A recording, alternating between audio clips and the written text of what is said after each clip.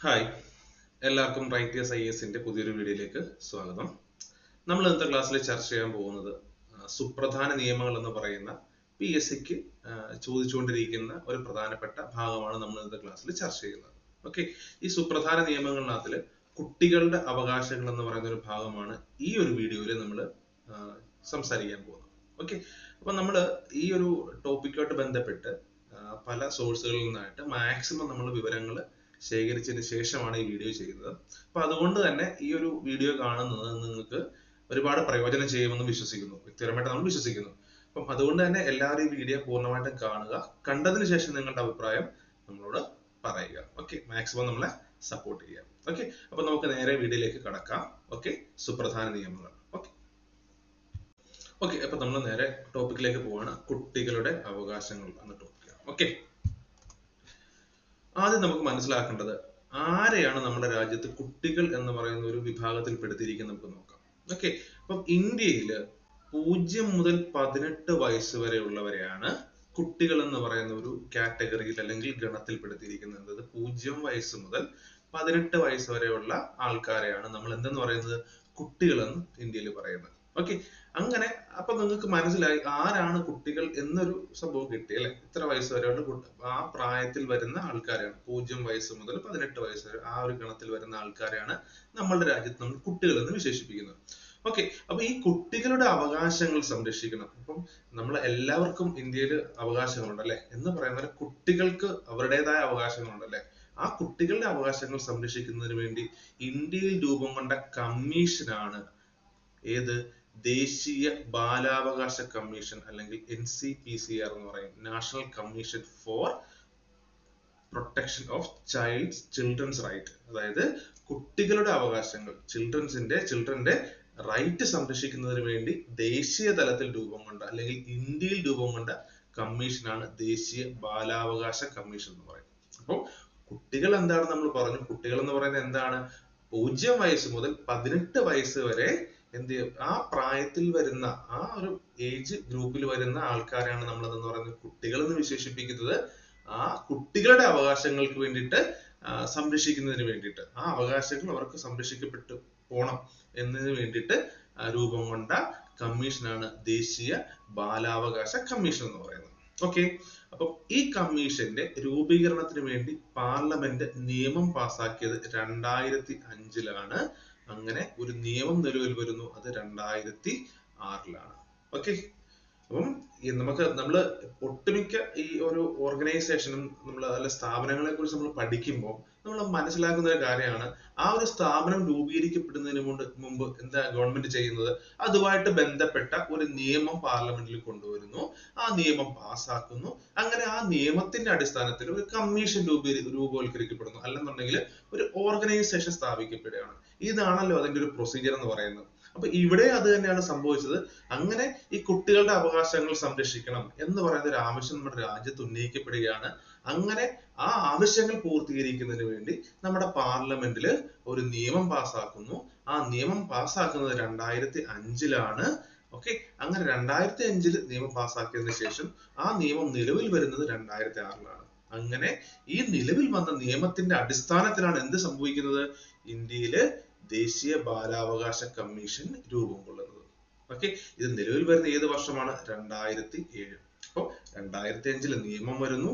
Okay, അത് 2006-ല് നിലവിൽ വരുന്നു ആ നിയമം. ഓക്കെ, 2007-ല് ആ നിയമത്തിന്റെ അടിസ്ഥാനത്തിൽ എന്ത് സംഭവിക്കുന്നു, ഇന്ത്യയില് കുട്ടികളുടെ അവകാശങ്ങൾ സംരക്ഷിക്കുന്നതിന് വേണ്ടി ബാലാവകാശ കമ്മീഷൻ നിലവിൽ വരുന്നു. അപ്പൊ കുട്ടികൾ എന്ന് പറയുന്നത് എത്ര വയസ്സ് മുതൽ എത്ര വയസ്സ് വരെയാണ്, 0 മുതൽ 18 വയസ്സ് വരെയുള്ള ആ ഒരു ഗണത്തിൽ വരുന്നവരാണ് നമ്മൾ കുട്ടികൾ എന്ന് വിശേഷിപ്പിക്കുന്നത്. ഓക്കെ, അപ്പൊ ബാലാവകാശ കമ്മീഷനെ കുറിച്ച് നിങ്ങൾക്ക് മനസ്സിലായെന്ന് ഞാൻ വിശ്വസിക്കുന്നു. അപ്പൊ ആർക്ക് വേണ്ടിയിട്ടാണ്, കുട്ടികൾക്ക് വേണ്ടിയിട്ടാണ്. കുട്ടികളുടെ പ്രായം അല്ലെങ്കിൽ പ്രായ പരിധി എത്രയാണ്, 0 മുതൽ 18 വയസ്സ് വരെയാണ്. ഓക്കെ, അപ്പം ഇതിന്റെ നിയമം കൊണ്ടുവരുന്നത് 2005-ല് പാർലമെന്റിൽ അവതരിപ്പിക്കുന്നു. 2006-ൽ ആ നിയമം നിലവിൽ വരുന്നു. 2007-ല് ദേശീയ ബാലാവകാശ കമ്മീഷൻ രൂപം കൊള്ളുന്നു. ഓക്കെ, പിന്നീട് മനസ്സിലാക്കേണ്ടത് ഈ കമ്മീഷനെ കുറിച്ച് നമുക്ക് ഒന്ന് മനസ്സിലാക്കാം. ഓക്കെ, ഈ കമ്മീഷനിൽ ഒരു അധ്യക്ഷനും 6 അംഗങ്ങള്, ഓക്കെ, ഒരു അധ്യക്ഷനും 6 അംഗങ്ങളും ഉൾപ്പെടെ ആണ്, അല്ലെങ്കിൽ 7 പേരാണ് എന്തിൽ വരുന്നത്, ബാലാവകാശ കമ്മീഷനിൽ വരുന്നത്. ഓക്കെ, ഈ 7 പേരിൽ ഒരാൾ എന്ന് പറയുന്നത് അധ്യക്ഷനാണ്, 6 മറ്റംഗങ്ങളാണ്. ഓക്കെ, മനസ്സിലായെന്ന് ഞാൻ വിശ്വസിക്കുന്നു. നമുക്ക് മുന്നിലേക്ക് പോകാം. ഓക്കെ, അപ്പൊ ഞാൻ ഒന്നുകൂടെ ഞാൻ ഓർമ്മിപ്പിച്ചേക്കാം.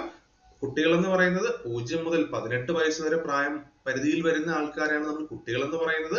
അതുപോലെ തന്നെ ഈ കുട്ടികളുടെ അവകാശം സംരക്ഷിക്കുന്നതിന് വേണ്ടി നമ്മുടെ രാജ്യത്ത്, നമ്മുടെ ഇന്ത്യയിൽ രൂപം കൊണ്ട കമ്മീഷൻ ഏതാണ്? ദേശീയ ബാലാവകാശ കമ്മീഷൻ, NCPCR എന്ന് പറയും. അതായത് national commission for protection of children right. Okay, പിന്നെ അതുപോലെ തന്നെ ഈ കമ്മീഷന്റെ രൂപീകരണത്തിന് വേണ്ടി ഒരു നിയമം നമ്മുടെ പാർലമെന്റിൽ പാസ്സാക്കുന്നത് 2005 ആ നിയമം പാസ്സാക്കുന്നത്. ആ നിയമം നിലവിൽ വരുന്നത് തൊട്ടടുത്ത വർഷമായ 2006 ഓക്കെ, അതിന്റെ തൊട്ടടുത്ത വർഷം എന്ത് നിലവിൽ വരുന്നു? ദേശീയ ബാലാവകാശ കമ്മീഷൻ നിലവിൽ വരുന്നു. ഓക്കെ, പിന്നെ ഇതിന്റെ കമ്മീഷനകത്ത് എത്ര പേരുണ്ട്? 6 അംഗങ്ങളും ഒരു അധ്യക്ഷനും ഉൾപ്പെടെ 7 പേര്. ഓക്കെ, നമുക്ക് അടുത്ത പോയിന്റിലേക്ക് പോവാം. ബാലാവകാശ കമ്മീഷൻ അംഗങ്ങളെ നിയമിക്കുന്നതും ആ സ്ഥാനത്ത് നിന്ന് റിമൂവ് ചെയ്യുന്നതും അല്ലെങ്കിൽ മാറ്റുന്നതും കേന്ദ്ര സർക്കാരാണ്. കാരണം എന്ന് വെച്ച് കഴിഞ്ഞാൽ എന്താണ്? കേന്ദ്ര സർക്കാരിന്റെ പാർലമെന്റിൽ നിയമം കൊണ്ടുവരുന്നു. ആ നിയമത്തിന്റെ അടിസ്ഥാനത്തിൽ രൂപം കൊണ്ട ഒരു സ്ഥാപനമാണ് എന്ത്? ദേശീയ ബാലാവകാശ കമ്മീഷൻ. അതുകൊണ്ട് തന്നെ നമുക്ക് എന്ത് പറയാൻ പറ്റും? ഈ ബാലാവകാശ കമ്മീഷനിലെ അംഗങ്ങളെ നിയമിക്കുന്നതും അതുപോലെ തന്നെ ആ സ്ഥാനത്ത് നിന്ന് മാറ്റുന്നതും ആരാണ്? കേന്ദ്ര സർക്കാരാണ്. അപ്പൊ ചോദിക്കും പരീക്ഷയ്ക്ക്. അപ്പം ബാലാവകാശ കമ്മീഷനിലെ അംഗങ്ങളെ നിയമിക്കുന്നതും അതുപോലെ തന്നെ ആ സ്ഥാനത്ത് നിന്ന് നീക്കം ചെയ്യുന്നതും ആരുടെ ഉത്തരവാദിത്വമാണ്? ആരുടെയാണ്? കേന്ദ്ര ഗവൺമെന്റിന്റെ. അതുപോലെ തന്നെ ഇനി അധ്യക്ഷനെ കുറിച്ച് നമ്മൾ പറഞ്ഞല്ലോ, ഒരു അധ്യക്ഷൻ ഉണ്ടെന്ന് പറഞ്ഞല്ലോ, ഒരു അധ്യക്ഷനും 6 അംഗങ്ങളും ഉണ്ടല്ലോ. അപ്പം അധ്യക്ഷന്റെ കാലാവധി എന്ന് പറയുന്നത് 3 വർഷമോ അല്ലെങ്കിൽ 65 വയസ്സോ. അപ്പം ഒന്നുകിൽ 65 വയസ്സാകുമ്പോൾ അവർക്ക് വിരമിക്കാം, ഇല്ലാന്നുണ്ടെങ്കിൽ 3 വർഷമോ അല്ലെങ്കിൽ 65 വയസ്സോ ആയിരിക്കും എന്ത്? അധ്യക്ഷന്റെ കാലാവധി എന്ന് പറയുന്നത്. ഓക്കെ, അതുപോലെ തന്നെ അംഗങ്ങളുടെ കാലാവധിയെ കുറിച്ചും പറയുന്നുണ്ട്. അധ്യക്ഷനാണ് 65 വയസ്സ്, അംഗങ്ങളാണെങ്കിൽ അത് 60 വയസ്സോ അല്ലെങ്കിൽ 3 വർഷം. ഓക്കെ, അംഗങ്ങളാവുമ്പോൾ 60 വയസ്സ്, അധ്യക്ഷനാകുമ്പോൾ 65 വയസ്സ്. ഓക്കെ, അതുപോലെ തന്നെ ആദ്യ അധ്യക്ഷൻ എന്ന് പറയുന്നത് ശാന്ത സിൻഹയാണ് ആദ്യത്തെ നമ്മളുടെ ബാലാവകാശ കമ്മീഷന്റെ അധ്യക്ഷൻ എന്ന് പറയുന്നത്. പിന്നെ അതുപോലെ തന്നെ ദേശീയ ബാലാവകാശ കമ്മീഷൻ അവരുടെ റിപ്പോർട്ടുകൾ സമർപ്പിക്കുന്നത് കേന്ദ്ര ഗവൺമെന്റ് ആണ്. ഓക്കെ, നമ്മൾ പൂർണ്ണമായിട്ട് ഇത് കേന്ദ്ര ഗവൺമെന്റിനോട് നീതി പുലർത്തി അല്ലെങ്കിൽ അവരാണ് ഇതിന്റെ ഒരു മെയിൻ അതോറിറ്റി ഈ ബാലാവകാശ കമ്മീഷന്റെ.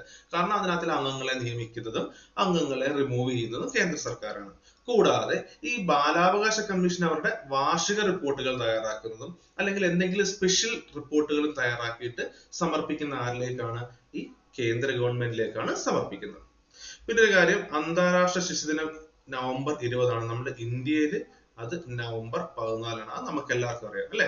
ദേശീയ ശിശുദിനം നവംബർ 14 അന്താരാഷ്ട്ര ശിശുദിനം ആ മാസം തന്നെ 20 തീയതിയുമാണ്. ഓക്കെ, അതുപോലെ തന്നെ മറ്റൊരു ദിനമാണ്, ഞാൻ ജസ്റ്റ് ഒന്ന് ഓർമ്മിപ്പിക്കുകയാണ് നിങ്ങളെ, ജൂൺ 12 അത് അന്താരാഷ്ട്ര ബാലവേല വിരുദ്ധ ദിനമാണ്. ഓക്കെ, അന്താരാഷ്ട്ര ബാലവേല വിരുദ്ധ ദിനം എന്ന് പറയുന്നത് ജൂൺ 12 അന്താരാഷ്ട്ര ശിശുദിനം എന്ന് പറയുന്നത് നവംബർ 20 ഓക്കെ, ഇത്രയും ചെറിയ ചെറിയ പോയിന്റ്സ് ആണ് നിങ്ങൾക്ക് ഞാൻ മനസ്സിലായെന്ന് വിശ്വസിക്കുന്നു. ഇവിടെ പറഞ്ഞത് പ്രത്യേകിച്ച് ഒന്നുമില്ല. അംഗങ്ങളെ നിയമിക്കുന്നതും റിമൂവ് ചെയ്യുന്നതും കേന്ദ്ര ഗവൺമെന്റ് ആണ്. പിന്നെ അംഗങ്ങളുടെ കാലാവധി അതുപോലെ അധ്യക്ഷന്റെ കാലാവധി. അധ്യക്ഷന്റെ കാലാവധി 65 വയസ്സോ അല്ലെങ്കിൽ 3 വർഷമോ, അംഗങ്ങളാണെങ്കിൽ 60 വയസ്സോ അല്ലെങ്കിൽ 3 വർഷമോ. ആദ്യത്തെ അധ്യക്ഷൻ എന്ന് പറയുന്നത് ശാന്ത സിൻഹയാണ്. നമുക്ക് ചോദിക്കാൻ ചാൻസ് ഉള്ള ഈ കാലാവധി ചോദിക്കും. അതുപോലെ തന്നെ അവരെ നിയമിക്കുന്നതും റിമൂവ് ചെയ്യുന്ന ആരാണ്? ഇതുപോലെയൊക്കെയുള്ള ആ ഒരു ഭാഗത്തു നിന്നുള്ള ക്വസ്റ്റ്യൻ എന്നൊക്കെ പറഞ്ഞാൽ വളരെ ഇമ്പോർട്ടന്റ് ആണ്, ചോദിക്കാൻ വളരെ ചാൻസ് ഉള്ളതാണ്. ഓക്കെ, പിന്നെ അവരുടെ റിപ്പോർട്ടുകൾ സമർപ്പിക്കുന്ന ആർക്കാണ്? കേന്ദ്ര ഗവൺമെന്റ് ആണ്. അപ്പൊ എല്ലാം കേന്ദ്ര ഗവൺമെന്റിലാണ് ഈ ബാലാവകാശ കമ്മീഷന്റെ കാര്യങ്ങളെല്ലാം നിക്ഷിപ്തമായിരിക്കുന്നത്. ഓക്കെ, മനസ്സിലായെന്ന് വിശ്വസിക്കുന്നു. ഞാൻ അടുത്ത പോയിന്റിലേക്ക് പോവാണ്. ഇനി നമ്മൾ പറയാൻ പോകുന്നത് ഇപ്പൊ കുട്ടികളുടെ അവകാശങ്ങളായി അല്ലെ? ആ അവകാശങ്ങൾ സംരക്ഷിക്കാനുള്ള ഒരു കമ്മീഷൻ എത്തിക്കഴിഞ്ഞു. ഇനി നമുക്ക് പറയേണ്ടതെന്ന് വെച്ച് കഴിഞ്ഞാല് ഇവരുമായിട്ട് ബന്ധപ്പെട്ട നിയമങ്ങളാണ്. അതായത് കുട്ടികൾക്ക് വേണ്ടി നമ്മുടെ രാജ്യത്ത് നിലവിൽ വന്നിട്ടുള്ള നിയമങ്ങൾ എന്തൊക്കെയാണെന്ന് നമുക്കൊന്ന് നോക്കാം. ഓക്കെ, ഒന്നാമത്തേന്ന് പറയുന്നത് ബാലവേല നിരോധന നിയമം എന്ന് പറയും. ഓക്കെ, എന്താണ് ബാലവേല നിരോധന നിയമം? നമുക്കറിയാം ബാലവേല ഭരണഘടനയിൽ അതിനകത്ത് പറയുന്നുണ്ട് അല്ലെ, ബാലവേല ഉണ്ടാകാൻ പാടില്ല അല്ലെങ്കിൽ ബാലവേല കുട്ടികളെ കൊണ്ട് ജോലി ചെയ്യിക്കാൻ പാടില്ല എന്ന് പറയുന്നുണ്ട്. ഓക്കെ, ഇതൊരു നിയമമായിട്ട് അപ്പൊ വന്നു നോക്കാം. ഓക്കെ, ബാലവേല നിരോധന നിയമം. അതായത് ഈ നിയമം ഇന്ത്യൻ പാർലമെന്റ് പാസ്സാക്കുന്നത് 1986-ലാണ്. ഓക്കെ, അപ്പം ബാലവേല നിരോധിച്ചുകൊണ്ടുള്ള ഒരു നിയമം നമ്മളുടെ പാർലമെന്റിൽ പാസ്സാക്കുന്നത് 1986-ലാണ്. ഓക്കെ, ഈ നിയമം പാസ്സാക്കുന്നതിന് കാരണമായത് ഏത് കമ്മിറ്റിയുടെ റിപ്പോർട്ടാണ്? ഗുരുപാദം സ്വാമി കമ്മിറ്റി. അപ്പം ഇതിന് പിന്നിൽ, ഈ നിയമം വരുന്നതിന് പിന്നിൽ ഒരു കമ്മിറ്റി ഉണ്ടായിരുന്നു. ഏത് കമ്മിറ്റിയാണത്? ഗുരുപാദം സ്വാമി കമ്മിറ്റി. ഓക്കെ, അപ്പം ഈ ഗുരുപാദം സ്വാമി കമ്മിറ്റിയുടെ റിപ്പോർട്ട് അല്ലെങ്കിൽ അവരുടെ റെക്കമെൻഡേഷന്റെ ഭാഗമായിട്ടാണ് എന്ത് നിയമം നിലവിൽ വരുന്നത്? ബാലവേല നിരോധന നിയമം ഇന്ത്യയിൽ വരുന്നത്.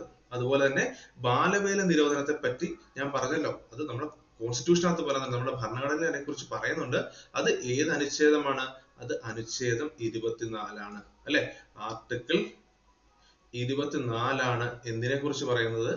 അബോളിഷൻ ഓഫ് പ്രൊഹിബിഷൻ ഓഫ് എന്ന് പറയുന്നത് ചൈൽഡ് ലേബർ എന്ന് പറയുന്നത്. അതായത് ബാലവേല നിരോധിക്കണം എന്ന് പറയുന്ന ആർട്ടിക്കിള് ഏതാണ്? ആർട്ടിക്കിൾ 24. ഇത് എന്നാണ് ബാലവേല നിരോധനം എന്ന് പറയുന്നത് ഒരു നിയമമായി വന്നതെന്ന് ചോദിച്ചു കഴിഞ്ഞാൽ അത് 1986-ലാണ്. അതുപോലെ തന്നെ ഈ നിയമം പാസ്സാക്കുന്നതിന് കാരണമായത് ഏത് കമ്മിറ്റിയുടെ റിപ്പോർട്ടാണ്? അത് ഗുരുപാദം സ്വാമി കമ്മിറ്റിയാണ്. അതുപോലെ തന്നെ ബാലവേലയെ പറ്റി പരാമർശിക്കുന്ന ആർട്ടിക്കിൾ എന്ന് പറയുന്നത് ആർട്ടിക്കിൾ 24-ആണ്. ഓക്കെ, അപ്പൊ ഒന്നാമത്തെ നിയമം നമ്മൾ പറഞ്ഞു കഴിഞ്ഞു, ബാലവേല നിരോധന നിയമം. ഓക്കെ, നമ്മൾ ഇനി രണ്ടാമത്തെ നിയമത്തിലേക്ക് പോവാണ്, നോക്കാം. അല്ല, അപ്പൊ നമുക്ക് കുറച്ച് ബാലവേലയുടെ കുറച്ചൊരു പോർഷൻസ് ഉണ്ട്.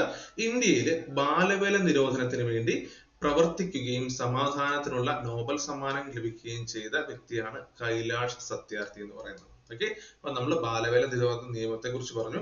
അങ്ങനെ ഈ ബാലവേല നിരോധനത്തിന് വേണ്ടിയിട്ട് കുട്ടികളെ കൊണ്ട് ഇങ്ങനെ ജോലി ചെയ്യിക്കാൻ പാടില്ല എന്ന് പറയുന്ന ഒരു എന്താ പറയുന്ന ഒരു ഉദ്ദേശത്തോടു കൂടി പ്രവർത്തിച്ച് അതിന്റെ ഭാഗമായിട്ട് നോബൽ പ്രൈസ് കിട്ടിയ, സമാധാനത്തിനുള്ള നോബൽ സമ്മാനം കിട്ടിയ ഇന്ത്യ എന്നുള്ള വ്യക്തിയാണ് ആര്? കൈലാഷ് സത്യാർത്ഥി എന്ന് പറയുന്നത്. അങ്ങനെ അദ്ദേഹം ഒരു സംഘടനയൊക്കെ രൂപീകരിച്ചിട്ടുണ്ടായിരുന്നു, ബച്പൻ ബച്ചാവോ ആന്തോളൻ എന്നാണ് അദ്ദേഹത്തിന്റെ സംഘടനയുടെ പേര്. അതുപോലെ തന്നെ അങ്ങനെ മറ്റൊരു കാര്യം എന്ന് വെച്ചാൽ ഗുഡ് വീവ് എന്നും പറഞ്ഞൊരു സിമ്പൽ ഉണ്ട് അല്ലെ? അതായത് ഈ സിമ്പൽ എന്തിനെ സൂചിപ്പിക്കുന്നു വെച്ച് കഴിഞ്ഞാൽ ബാലവേല നിരോധനത്തെ കുറിച്ച്, അല്ലെങ്കിൽ ഒരു പ്രൊഡക്റ്റ് നമ്മൾ എടുക്കുകയാണെന്നുണ്ടെങ്കിൽ അത് ബാലവേല നിരോധനത്തിനെ സപ്പോർട്ട് ചെയ്യുക, അതായത് ബാലവേല ഇതിൽ വന്നിട്ടില്ല എന്ന് സൂചിപ്പിക്കുന്ന ഒരു അടയാളമാണ് ഗുഡ് വീവ് എന്ന് പറയുന്നത്. ഈ അടയാളം നിർദ്ദേശിച്ചത് ആരാണ്? കൈലാഷ് സത്യാർത്ഥിയാണ്. നമ്മൾ പറഞ്ഞല്ലോ, കൈലാഷ് സത്യാർത്ഥിയെ കുറിച്ച് പറഞ്ഞല്ലോ. അത് ഇന്ത്യയിൽ ബാലവേല നിരോധനം വേണം, അല്ലെങ്കിൽ ബാലവേല നിരോധനത്തിന് വേണ്ടി നമ്മുടെ രാജ്യത്ത് പ്രവർത്തിച്ച ആളാണ് ആര്? കൈലാഷ് സത്യാർത്ഥി.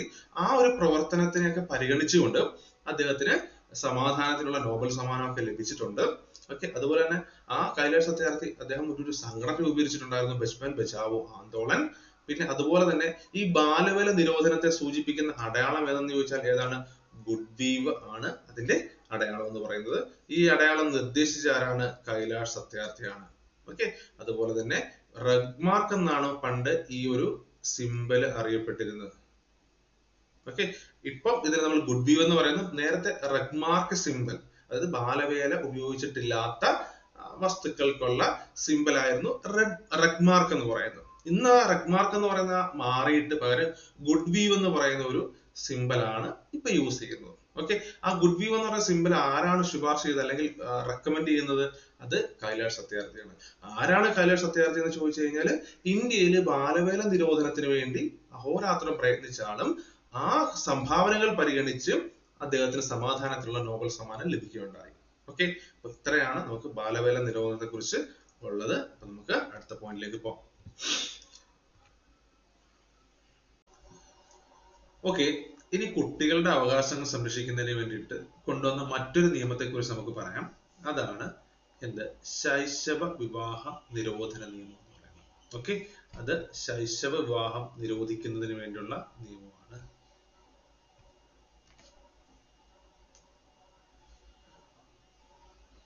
ഓക്കെ, അപ്പൊ കുട്ടികളുടെ അവകാശം സംരക്ഷിക്കുന്നതിന് വേണ്ടി കൊണ്ടുവന്ന മറ്റൊരു നിയമത്തെ കുറിച്ച് നമുക്ക് നോക്കാം.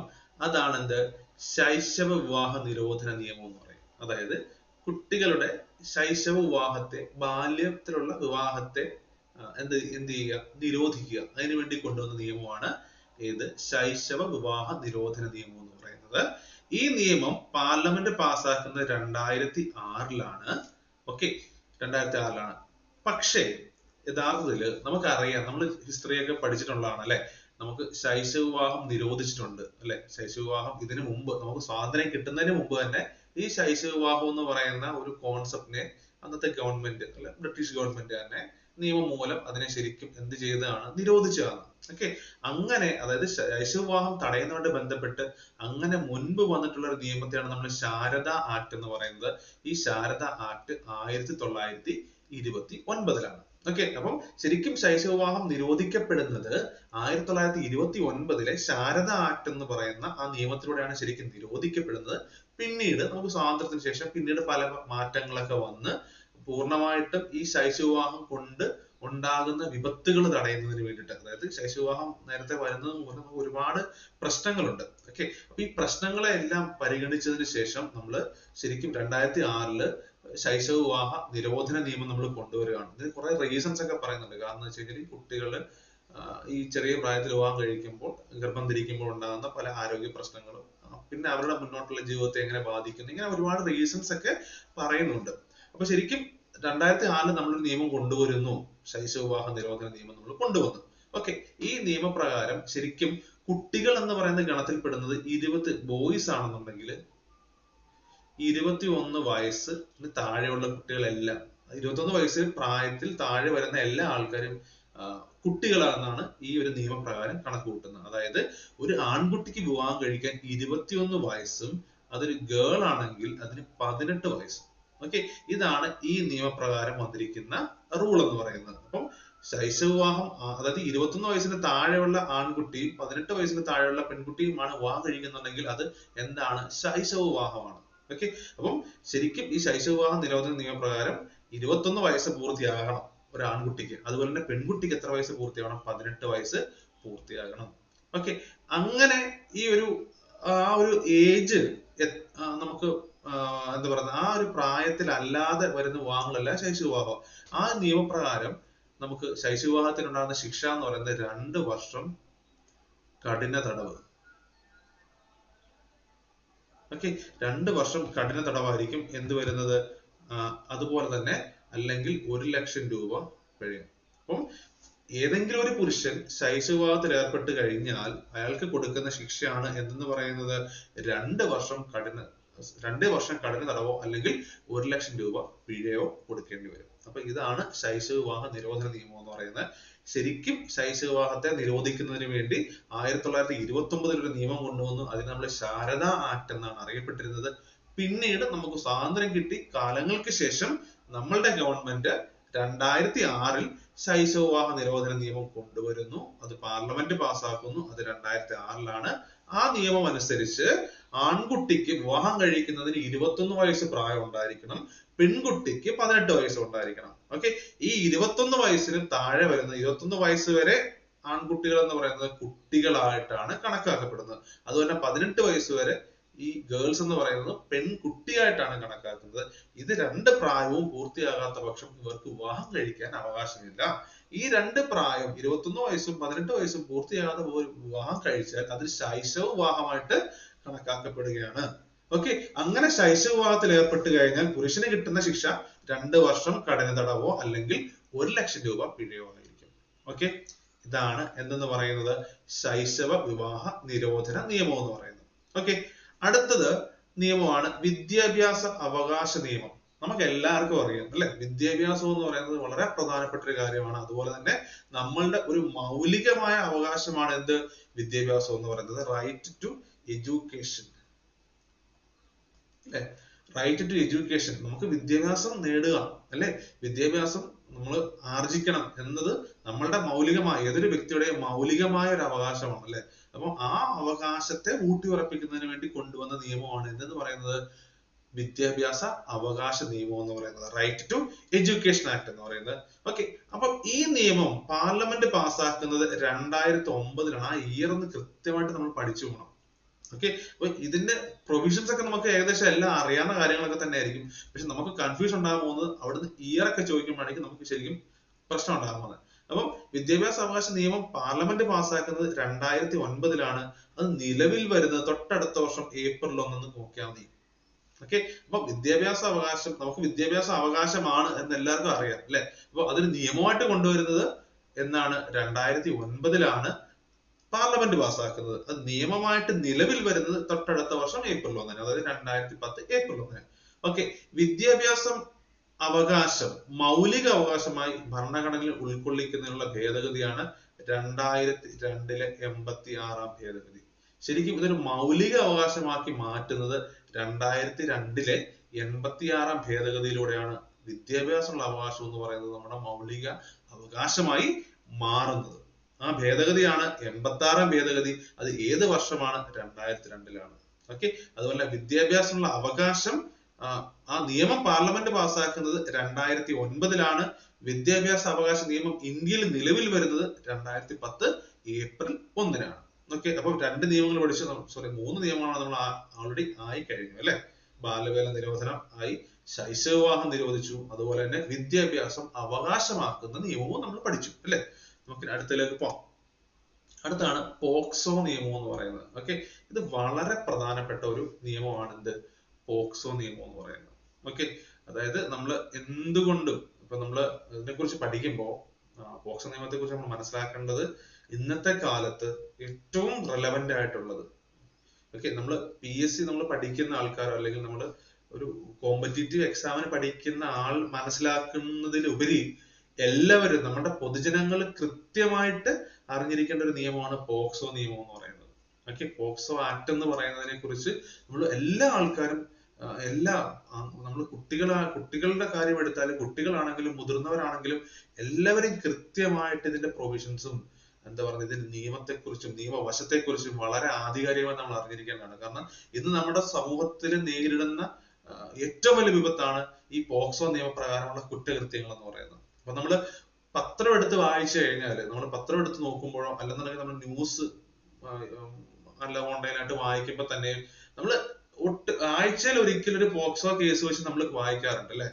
അതിപ്പം കേസ് രജിസ്റ്റർ ചെയ്യപ്പെടുന്നതാണ് നമ്മൾ പത്രത്തിൽ വായിക്കുന്നത്. ഇത് രജിസ്റ്റർ ചെയ്യപ്പെടാത്ത ഒരുപാട് പ്രശ്നങ്ങളുണ്ട്, ഒരുപാട് ഇൻസിഡൻസ് ഉണ്ടാകുന്നുണ്ട്. ഓക്കെ, പ്രത്യേകിച്ച് കുട്ടികളുടെ മേലെ ആയത് കാരണം ഇവര് പുറത്ത് പറയാൻ പറ്റാതെ പോകുന്ന കണ്ടീഷൻസ് വരാറുണ്ട്. അപ്പൊ അതുകൊണ്ട് തന്നെ നമ്മളെ എല്ലാ ആൾക്കാരും ഈ പോക്സോ നിയമത്തെ പറ്റി നന്നായിട്ട് അറിഞ്ഞിരിക്കുക, നല്ല അവബോധം ഉണ്ടായിരിക്കുക. ഓക്കെ, അപ്പൊ നമുക്ക് നോക്കാം എന്താണ് പോക്സോ നിയമം എന്ന് നമുക്ക് നോക്കാം. പോക്സോ എന്താണ്? പോക്സോ ആക്ട് നമുക്ക് വളരെ ബേസിക് ആയിട്ട് നമുക്ക് തുടങ്ങാം.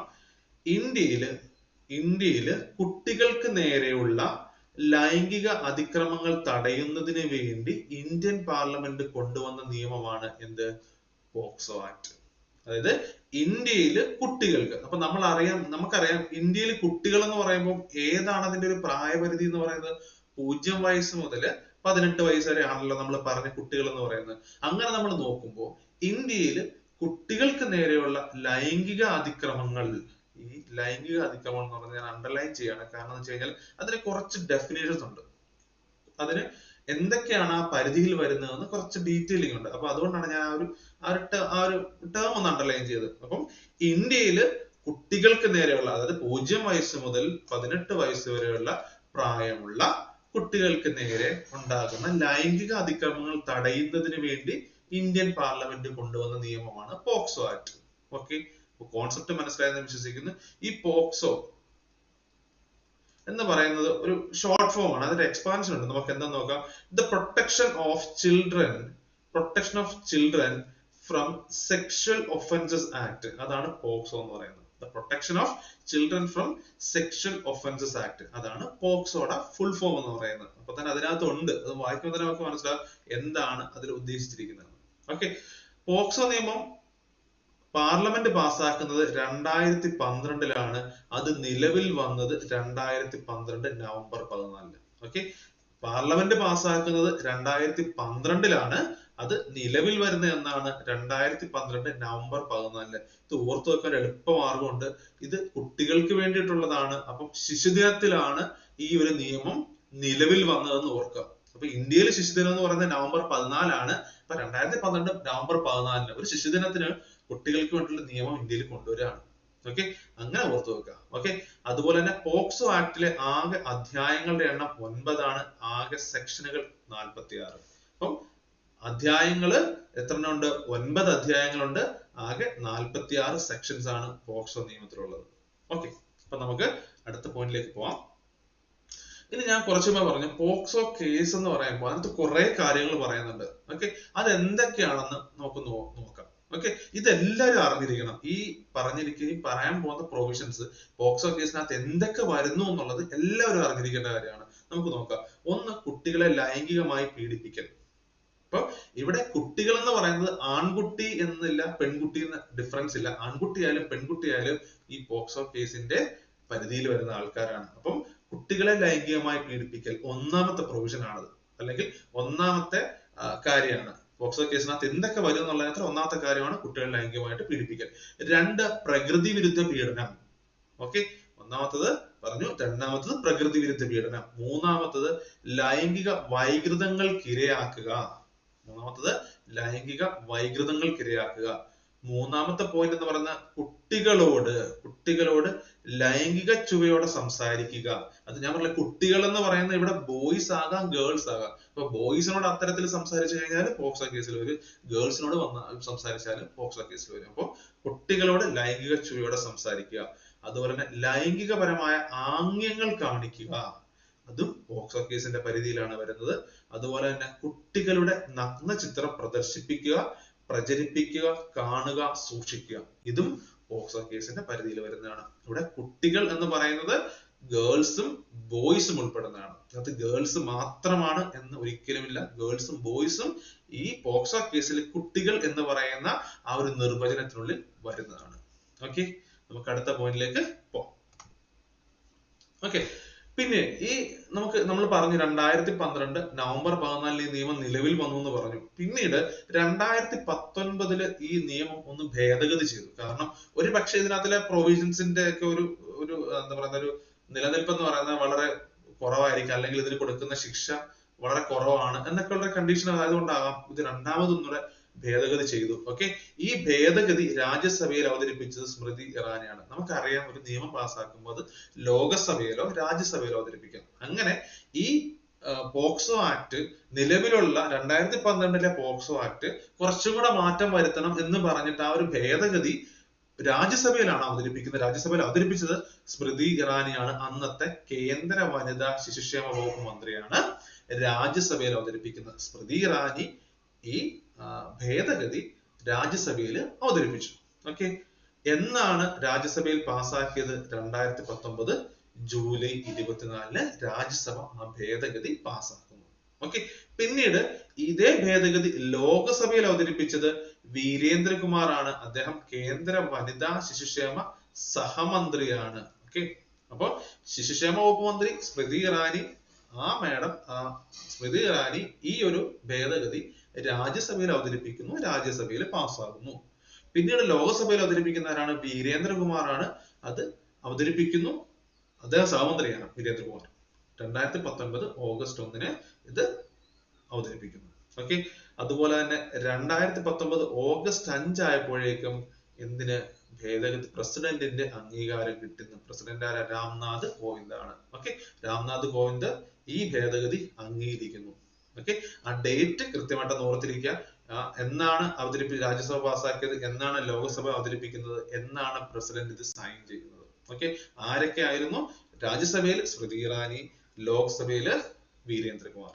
ഓക്കെ, അപ്പം 2019 ഓഗസ്റ്റ് 5 ഈ പ്രസിഡന്റ് രാംനാഥ് കോവിന്ദ് എന്ത് പറയുന്ന ഈ നമ്മുടെ പോക്സോ നിയമത്തിന്റെ ഭേദഗതിയിൽ ഒപ്പുവെക്കുന്നു, അല്ലെങ്കിൽ അദ്ദേഹം അംഗീകരിക്കുന്നു, പ്രസിഡന്റിന്റെ അംഗീകാരം ലഭിക്കുന്നു. ഓക്കെ, ഇനി നമ്മൾ മനസ്സിലാക്കേണ്ടത്, ഒരു പോക്സോ കേസ് ഉണ്ടായി കഴിഞ്ഞാൽ നമ്മളുടെ ശ്രദ്ധയിൽപ്പെട്ടാലോ അല്ലെങ്കിൽ നമ്മൾ അറിയുകയാണെങ്കിൽ ആർക്കൊക്കെയാണ് നമ്മൾ ഇതിനകത്ത് പരാതി കൊടുക്കാം എന്ന് നമുക്ക് നോക്കാം. ഓക്കെ, പോക്സോ കേസുമായി ബന്ധപ്പെട്ട പരാതി നൽകേണ്ടത് ഒന്നാമത്തെ ലോക്കൽ പോലീസ്. നമ്മൾ ഈ ഇൻസിഡന്റ് നടക്കുന്ന എവിടെയാണോ അതിന് അടുത്ത് ഒരു ഭാഗം എന്ന് പറയുന്നത് ഒരു പ്രത്യേക പോലീസ് സ്റ്റേഷന്റെ പരിധിയിൽ വരുന്നതാണ്. അപ്പോൾ ആ ലോക്കൽ പോലീസിന് പരാതി കൊടുക്കാം, ഒന്നാമത്തത്. രണ്ടാമത്തത് സ്പെഷ്യൽ ജുവനൈൽ പോലീസ് യൂണിറ്റ് ഉണ്ട്. കുട്ടികളുടെ കേസുമായിട്ട് ബന്ധപ്പെട്ട ഒരു പോലീസ് യൂണിറ്റ് ഉണ്ട്, അതാണ് സ്പെഷ്യൽ ജുവനൈൽ പോലീസ് യൂണിറ്റ് എന്ന് പറഞ്ഞാൽ. അവിടെ നമുക്ക് പരാതി കൊടുക്കാം. പിന്നെന്ന് പറയുന്നത് child welfare committee. Okay, child welfare കമ്മിറ്റിയിൽ നമുക്ക് പരാതി കൊടുക്കാം. അതുപോലെ തന്നെ ഒരു ടോൾ ഫ്രീ നമ്പർ ഉണ്ട് 1098 എന്ന് പറയുന്ന ആ നമ്പറിൽ വിളിച്ച് നമുക്ക് പരാതി കൊടുക്കാം. അതുപോലെ state commission for protection of child right. Okay, അതായത് നമുക്ക് ബാലാവകാശ സംസ്ഥാന തലത്തിലുള്ള ഒരു ബാലാവകാശ കമ്മീഷൻ ഉണ്ട്. ഓക്കെ, ആ സംസ്ഥാന ബാലാവകാശ കമ്മീഷൻ നമുക്ക് പരാതി കൊടുക്കാം. അല്ലെന്നുണ്ടെങ്കിൽ national commission for child right, അതായത് ദേശീയ ബാലാവകാശ കമ്മീഷനിൽ പരാതി കൊടുക്കാം. അപ്പൊ ഇത്രയും സ്ഥലങ്ങളിൽ നമുക്ക് ഈ പോക്സോ കേസുമായിട്ട് ബന്ധപ്പെട്ട് നമുക്ക് പരാതി കൊടുക്കാം. ഓക്കെ, ഒന്നാമത് ഏതാണ്? നമ്മുടെ ലോക്കൽ പോലീസ് സ്റ്റേഷനിൽ പരാതി കൊടുക്കാം. രണ്ടെന്ന് പറയുന്നത് special juvenile police unit, special juvenile police യൂണിറ്റിലേക്ക് പരാതി കൊടുക്കാം. പിന്നെന്ന് പറയുന്നത് ചൈൽഡ് വെൽഫെയർ കമ്മിറ്റിയിലേക്ക് പരാതി കൊടുക്കാം. ഒന്നും പറ്റിയില്ലെങ്കിൽ നമുക്ക് 1098 എന്ന് പറയുന്ന ടോൾ ഫ്രീ നമ്പറിൽ വിളിച്ച് നമുക്ക് പറയാം. അതുപോലെ തന്നെ സംസ്ഥാന ബാലാവകാശ കമ്മീഷനിൽ പരാതി കൊടുക്കാം.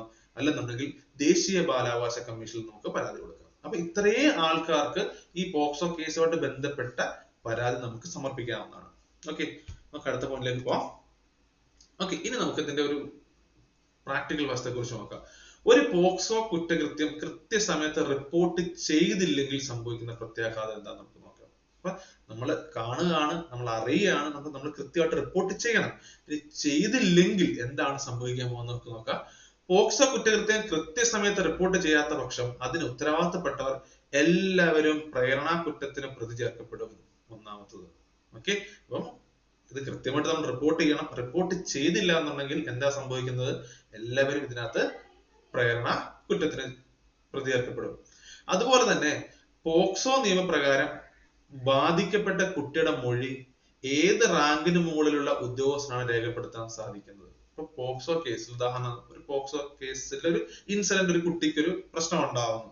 ഈ പ്രശ്നം ഉണ്ടായിക്കഴിയുമ്പോൾ ഈ കുട്ടി ആർക്കാണ് മൊഴി കൊടുക്കേണ്ടത് എന്നുള്ളൊരു ചോദ്യമുണ്ട്. ആർക്കാണ് മൊഴി കൊടുക്കേണ്ടത്? അത് ഇത്രേ ഉള്ളൂ. സബ് ഇൻസ്പെക്ടർ റാങ്കിൽ കുറയാത്ത ഒരു വനിതാ ഉദ്യോഗസ്ഥ, അതായത് അതൊരു വനിതയായിരിക്കണം, വനിതാ ഉദ്യോഗസ്ഥയായിരിക്കണം. അതുപോലെ തന്നെ അവരുടെ റാങ്ക് എന്ന് പറയുന്നത് SIയിൽ താഴെ പോകാൻ പാടില്ല.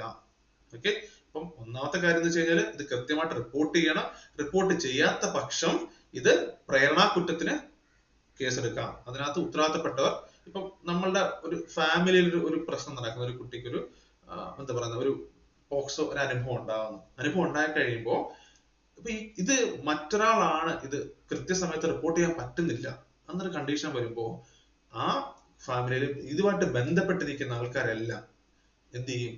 പ്രേരണാ കുറ്റത്തിന് അകത്തു പ്രതി ചേർക്കപ്പെടും.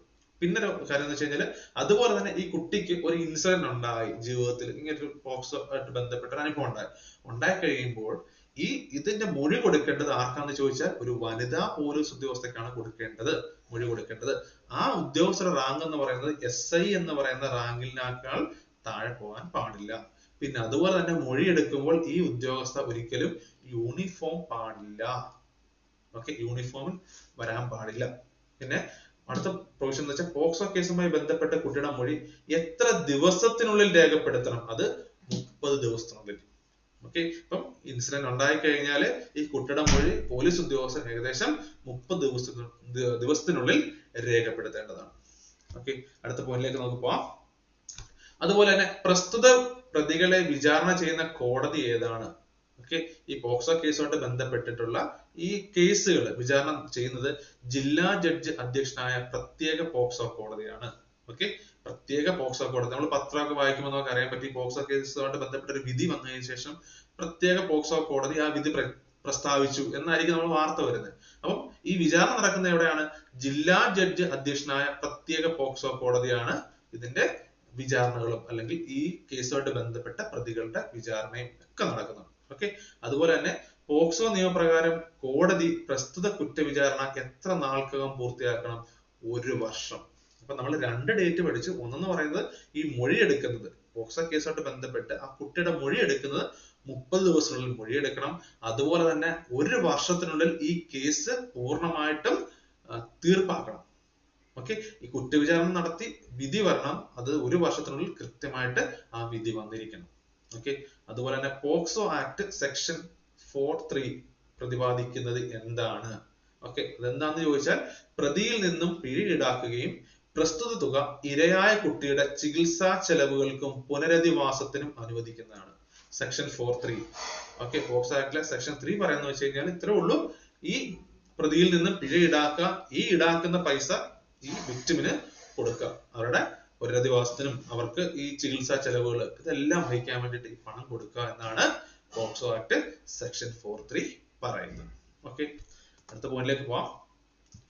കുട്ടികൾക്കെതിരെയുള്ള പീഡനത്തിന് പോക്സോ നിയമപ്രകാരം ലഭിക്കുന്ന ഏറ്റവും കുറഞ്ഞ ശിക്ഷയാണ് 10 വർഷം. ഓക്കെ, അപ്പം ഏറ്റവും കുറഞ്ഞ വർഷം, അത് ഏറ്റവും കുറഞ്ഞ ശിക്ഷ എന്ന് പറയുന്നത് എത്രയാണ്? 10 വർഷം തടവാണ് ഈ പോക്സോ കേസിലെ പ്രതികൾക്ക് കിട്ടുന്നത്. അതുപോലെ തന്നെ മാക്സിമം അവർക്ക് ജീവപര്യന്തം വരെ ലഭിക്കാം. നമ്മൾ ജീവപര്യന്തം എന്ന് പറയുന്നത് എന്താണെന്ന് വെച്ച് കഴിഞ്ഞാല് ഈ ഒരു സ്വാഭാവിക ജീവിതത്തിൽ ആ ഒരു വ്യക്തി എത്ര കാലം ജീവിക്കും എന്ന് നോക്കും. ഓക്കെ, ആ ശേഷിക്കുന്ന കാലയളവാണ് നമ്മൾ ജീവപര്യന്തം എന്ന് പറയുന്ന ഒരു ഡെഫിനിഷനിൽ നമ്മൾ പറയുന്നത്. അപ്പോ രണ്ട് കാര്യങ്ങളുണ്ട്. ഈ കുട്ടികൾക്കെതിരെയുള്ള പോക്സോ പീഡന കേസിൽ നിയമപ്രകാരം ഏറ്റവും കുറഞ്ഞ ശിക്ഷ 10 വർഷമാണ്. അത് മാക്സിമം നമുക്ക് എവിടം വരെ എത്താം? ജീവപര്യന്തം വരെ കിട്ടാം. അതുപോലെ തന്നെ കുട്ടികളുടെ പ്രായം 18 വയസ്സാണ്. നമ്മൾ 18 വയസ്സ് വരെ എന്നാണല്ലോ പറഞ്ഞത്.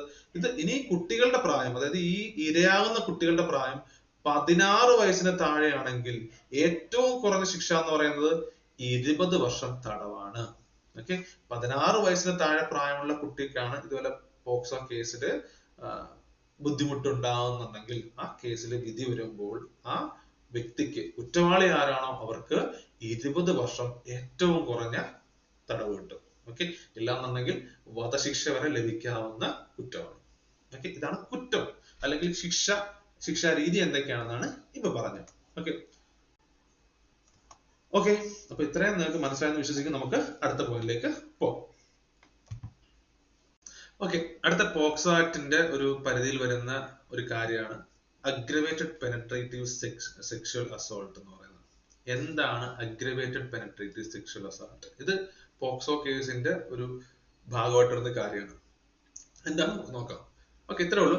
സംരക്ഷിക്കേണ്ടവർ തന്നെ കുട്ടികളെ പീഡിപ്പിക്കുന്ന സാഹചര്യം, അതായത് ഈ കുട്ടികൾക്ക് സംരക്ഷണം കൊടുക്കേണ്ട ആരാണോ അല്ലെങ്കിൽ ഒരു കുട്ടിയുടെ ഗാർഡിയനായിട്ട് നിൽക്കേണ്ട ആൾ ആരാണോ അവരെ ഈ കുട്ടിയെ പീഡിപ്പിക്കുമ്പോൾ ആ സാഹചര്യത്തിനാണ് നമ്മൾ പറയുന്നത് അഗ്രവേറ്റഡ് പെനട്രേറ്റീവ് സെക്ഷൽ അസാൾട്ട്. അതായത് വളരെ വളരെ രൂക്ഷമായ വളരെ ക്രൂരമായ ഒരു കൃത്യമാണ് ഇതെന്ന് പറയുന്നത്. അപ്പൊ നമുക്ക് അതിന്റെ ഡെഫിനേഷൻസ് ഒക്കെ നോക്കാം. പോലീസ് ഉദ്യോഗസ്ഥർ, പട്ടാള ഉദ്യോഗസ്ഥർ, സർക്കാർ ഉദ്യോഗസ്ഥർ എന്നിവർ കുട്ടികളോട് ചെയ്യുന്ന ലൈംഗിക അതിക്രമത്തെ നമ്മൾ ഈ അഗ്രവേറ്റഡ് പെനട്രേറ്റീവ് സെക്ഷൽ അസാൾട്ട് എന്ന് പറയുന്ന ഒരു കാറ്റഗറിയിലാണ് പെടുത്തിയിരിക്കുന്നത്. അതായത് കുട്ടികളെ സംരക്ഷിക്കേണ്ട ചുമതലയുള്ള ആൾക്കാർ ഈ ഒരു കുറ്റകൃത്യം ചെയ്യുകയാണെങ്കിൽ ആണ് നമ്മൾ ഈ ഒരു സാഹചര്യം അഗ്രവേറ്റഡ് പെനട്രേറ്റീവ് സെക്ഷൽ അസോൾട്ട് എന്ന് നമ്മൾ പറയുന്നത്. അതുപോലെ തന്നെ ഒരു കൂട്ടം വ്യക്തികൾ കുട്ടിയെ പീഡിപ്പിക്കുന്ന സാഹചര്യം, ശാരീരികമോ മാനസികമോ വൈകല്യമുള്ള കുട്ടിയെ പീഡിപ്പിക്കുന്ന സാഹചര്യം, ഇതെല്ലാം ഈ അഗ്രവേറ്റഡ് പെനട്രേറ്റീവ് സെക്ഷൽ അസോൾട്ട് ആണ്. ഇത്തരം സാഹചര്യത്തിൽ ശിക്ഷ എന്ന് പറയുന്നത് 20 വർഷത്തിൽ കുറയാത്ത ശിക്ഷ, അല്ലെങ്കിൽ ജീവപര്യന്തം, അല്ലെങ്കിൽ മരണശിക്ഷ. ഇതിൽ മൂന്നിൽ ഏത് വേണമെങ്കിലും കിട്ടാം. അപ്പൊ സാഹചര്യം എന്താണ്? കുട്ടിയെ സംരക്ഷിക്കേണ്ടത്. ഇപ്പൊ നമ്മൾ പത്രത്തിൽ കാണാറുണ്ട് അല്ലെ, ഈ പോക്സോ കേസിൽ കുട്ടിയുടെ അച്ഛൻ പ്രതിയാണ് എന്ന് നമ്മൾ കാണാറുണ്ട് അല്ലെ. അതുപോലെ തന്നെ ലോക്കൽ ഗാർഡിയൻ, ഇപ്പൊ അമ്മ, ബന്ധുക്കള്, അതായത് കുട്ടിയെ വളർത്താൻ റെസ്പോൺസിബിലിറ്റി ഉള്ള ബന്ധുക്കൾ ഈ ഒരു കുറ്റകൃത്യത്തിൽ പെടുന്നത്. ഓക്കെ, ഇങ്ങനെയൊക്കെയുള്ള കണ്ടീഷൻ വരുമ്പോൾ അതിനാണ് നമ്മൾ അഗ്രവേറ്റഡ് പെനട്രേറ്റീവ് സെക്ഷൽ അസോൾട്ട് എന്ന് പറയുന്നത്. അപ്പൊ ഈ സമയത്ത് ഈ ചെയ്യുന്ന പ്രതിക്ക് കിട്ടുന്ന ശിക്ഷ എന്ന് പറഞ്ഞാൽ ഒന്നുകിൽ 20 വർഷം കഠിന തടവാകാം, ഇല്ലാന്നുണ്ടെങ്കിൽ ജീവപര്യന്തം, അതും അല്ലെങ്കിൽ വധശിക്ഷ വരെ കൊടുക്കും. അതുപോലെ തന്നെ സർക്കാർ ഉദ്യോഗസ്ഥർ, പോലീസ് ഉദ്യോഗസ്ഥർ, ഇവരെല്ലാം ഈ പോക്സോ കേസിൽ പെടുമ്പോൾ ഉണ്ടാകുന്ന കണ്ടീഷൻ എന്ന് വെച്ചാൽ വളരെ ക്രൂരമാണ്. അതിനെയാണ് നമ്മൾ അഗ്രവേറ്റഡ് പെനട്രേറ്റീവ് സെക്ഷൽ അസോൾട്ട് എന്ന് പറയുന്നത്. ഓക്കെ, അടുത്ത പോയിന്റിലേക്ക് പോകാം. പോക്സോ നിയമപ്രകാരം 18 വയസ്സിന് താഴെയുള്ള കുട്ടികൾക്കാണ് നിയമ സംരക്ഷണം ലഭിക്കുന്നത്. ഓക്കെ, അപ്പൊ നമ്മൾ പറഞ്ഞു കഴിഞ്ഞു ഓൾറെഡി. പോക്സോ സംബന്ധിച്ച പരാതികൾ ഓൺലൈനായിട്ട് നമുക്ക് നൽകാൻ പറ്റും. അതിന് കേന്ദ്ര സർക്കാർ കൊണ്ടുവന്ന പദ്ധതിയാണ് പോക്സോ ഇ ബോക്സ് എന്ന് പറഞ്ഞൊരു ഒരു ഓൺലൈൻ ഫെസിലിറ്റി കൊണ്ടുവന്നിട്ടുണ്ട്. അതുവഴി നമുക്ക് ഓൺലൈനായിട്ട് നമുക്ക് പരാതി കൊടുക്കാൻ പറ്റും. ഓക്കെ, അതുപോലെ തന്നെ ഇത് ഉദ്ഘാടനം ചെയ്തത് മേനകാ ഗാന്ധിയാണ്. 2016 ഓഗസ്റ്റ് 26 ഈ പോക്സോ ഇ ബോക്സ് നിലവിൽ വരുന്നത്. ഓക്കെ, അടുത്ത പോയിന്റിലേക്ക് പോവാം.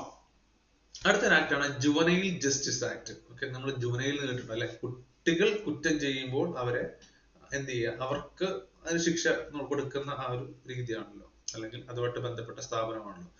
ജുവനൈൽ ഹോം എന്നൊക്കെ പറയുന്നത്. അപ്പൊ കുട്ടികളാണ് കുറ്റം ചെയ്യുന്നതെങ്കിൽ അത്തരം കേസുകൾ പരിഗണിക്കുന്നതിനുള്ള നിയമമാണ് ജുവനൈൽ ജസ്റ്റിസ് ആക്ട് എന്ന് പറയുന്നത്. അപ്പൊ കുട്ടികൾ, അതായത് ഈ പറയുന്ന 0 വയസ്സ് മുതൽ 18 വയസ്സ് വരെ പ്രായമുള്ള കുട്ടികൾ കുറ്റകൃത്യം ചെയ്യുമ്പോൾ ആ കേസുകൾ പരിഗണിക്കാനുള്ള നിയമമാണ് ജുവനൈൽ ജസ്റ്റിസ് ആക്ട് എന്ന് പറയുന്നത്.